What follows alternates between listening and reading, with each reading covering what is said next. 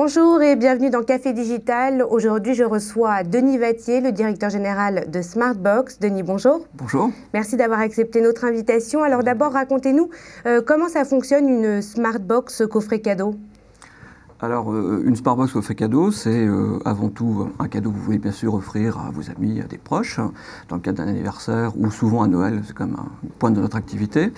On est organisé offre par, on appelle ça des univers, mais principalement structuré autour, vous pouvez offrir un séjour, vous pouvez offrir de la gastronomie, donc un restaurant, pourquoi pas, à partager avec votre ami, du spa ou de l'aventure. C'est présenté, en fait, c'est une carte de fête qui est inclue dans un coffret en carton principalement, packagé, qui a une valeur de cadeau et que vous pouvez acheter soit dans les grands magasins, dans les grandes surfaces spécialisées ou alimentaires, ou vous pouvez acheter sur Internet par exemple, ou dans nos boutiques. Alors justement, jusqu'à présent, comment se répartissent ces différents canaux de distribution ? En termes de taille et d'importance, le plus important, c'est vraiment ce que j'appelle le retail, c'est-à-dire la Fnac, Carrefour, Auchan, etc., qui représente presque 60% de nos ventes. Historiquement, c'est le premier canal qui a assuré de la croissance sur cette catégorie. Internet représente environ 15%, et après va venir ce qu'on appelle le B2B, c'est-à-dire la possibilité de vendre, par exemple, des coffrets cadeaux à des grandes entreprises qui veulent remercier leurs employés, leurs commerciaux, dans le cadre de programmes d'incentive. Alors, avec ces 15% sur Internet, il y a quand même une grosse marge de croissance. Comment vous allez opérer cette progression-là ? Alors, de deux manières. Donc oui, il y a bien une possibilité de faire une croissance importante. On cible d'atteindre environ 30 à 40% de nos ventes d'ici 3 ans. Et quand on compare ce que d'autres sociétés de services réalisent, c'est tout à fait faisable. Comment le faire de deux manières? On est en train de travailler d'améliorer notre moteur de réservation pour vendre des coffrets cadeaux en ligne tels qu'on peut les vendre aujourd'hui dans les grands magasins. Mais aussi par des nouveautés. On vient de lancer par exemple la e-box. La e-box, c'est quoi? C'est la possibilité d'acheter la même offre que dans un coffret cadeau, sous une forme d'un email qui est personnalisable. Donc vous pouvez envoyer cet email, ce cadeau par email. Un tarif inférieur à celui de la box classique? Légèrement inférieur, vous avez raison de le souligner, environ 5 € d'écart, puisque en fait très concrètement le prix de revient est différent, donc c'est normal de retourner ces différences aux clients qui en bénéficient, à l'acheteur. Et donc vous pouvez personnaliser cet email, vous pouvez ajouter le petit message à la personne que vous aimez bien, vous pouvez tourner un film, le mettre sur YouTube et puis le mettre dans cet email. Donc ça fait vraiment un cadeau qui est différent. On pensait jusqu'à présent qu'on ne pouvait proposer notre produit que dans le cadre de coffrets cadeaux, et en fait c'est la démonstration que ça marche. C'est l'emballage autour du cadeau qui est différent, mais est-ce que le cadeau en lui-même sera différent à court ou moyen terme selon un achat en magasin ou sur Internet? Est-ce que les offres seront différentes? Alors aujourd'hui, bien sûr, c'est les mêmes offres, mais maintenant, fort de ce qu'on a appris déjà, c'est une offre qu'on a lancée en novembre et qui représente 40% de nos ventes en ligne, c'est spectaculaire. On a compris qu'on pouvait finalement avoir une offre sur Internet bien plus importante que ce qu'on va avoir dans les magasins, puisque le cycle de production est beaucoup plus court.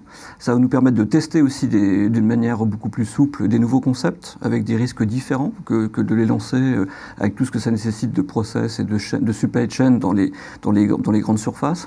Donc on va gagner en souplesse et on va pouvoir apprendre beaucoup de cette nouveauté.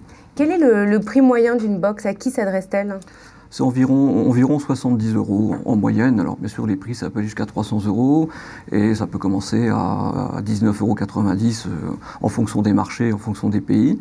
C'est souvent des femmes qui achètent, c'est pas un scoop.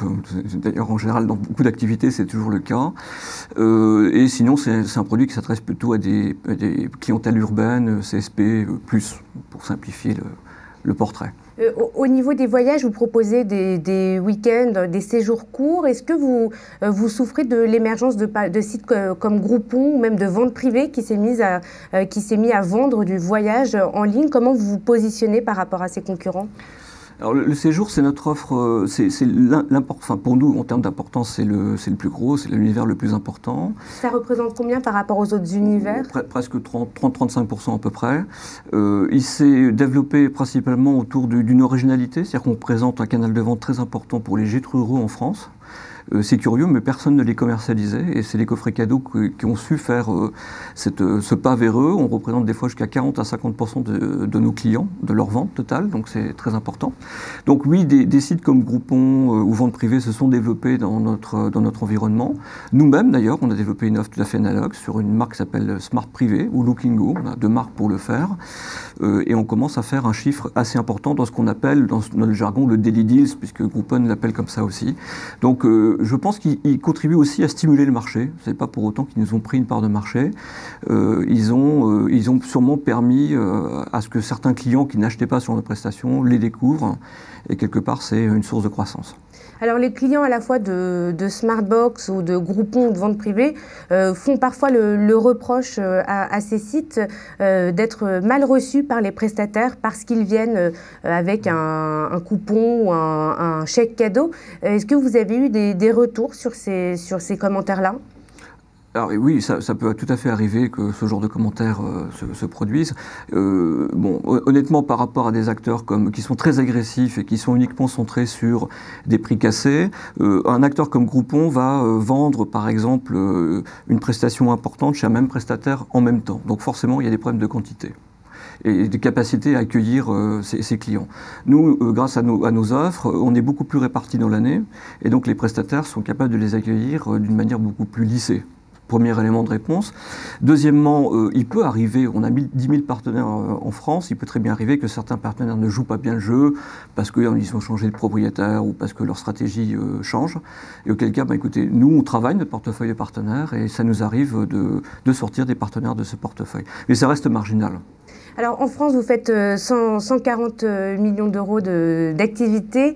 Il faut rappeler également que vous êtes un groupe international présent sur une petite quinzaine de pays dans le monde, la grande majorité en Europe. Un petit mot sur la stratégie justement de développement à l'international. Alors on est présent en Europe, principalement en France, Italie, Belgique, Espagne, Suisse sur les marchés les plus importants. On est aussi présent dans les pays germaniques et on commence à se faire un développement assez lourd au Danemark et en Suède. Donc voilà, on est présent d'une manière forte. Dans d'autres pays internationaux, on est présent. Vous êtes aux États-Unis, qui est souvent un marché qui effraie un petit peu les acteurs français. Oui, et on a essayé dans un premier temps d'introduire des coffrets cadeaux dans la même forme que ce qu'on a fait en Europe. Et on a tiré des enseignements que ce produit n'était pas adapté au comportement d'achat des Américains. Là-bas, c'est les cartes cadeaux qui structurent notamment cette offre de cadeaux. Ils ne sont absolument pas effrayés d'offrir une valeur faciale à leurs amis, au contraire. Plus ils sont importants. Une carte à 100 euros, à 100 $, ou à 200 $, en l'occurrence. Effectivement, au contraire, plus on attache l'importance à un ami et plus on a une valeur forte. Et donc, on est en train d'adapter notre offre et on est en train de lancer une carte cadeau. Aux États-Unis, on est en train de le faire en association avec Zagat, qui est un guide assez connu, notamment à New York, qui a été d'ailleurs acheté par Google et est en train de gérer la Zagat Dining Card pour eux. Mais ce sera bien sûr nous qui en serons l'opérateur. Merci beaucoup, Denis Vettier. Merci à vous. Je rappelle que vous êtes le directeur général de Smartbox. Café Digital, c'est tout pour aujourd'hui. À la semaine prochaine.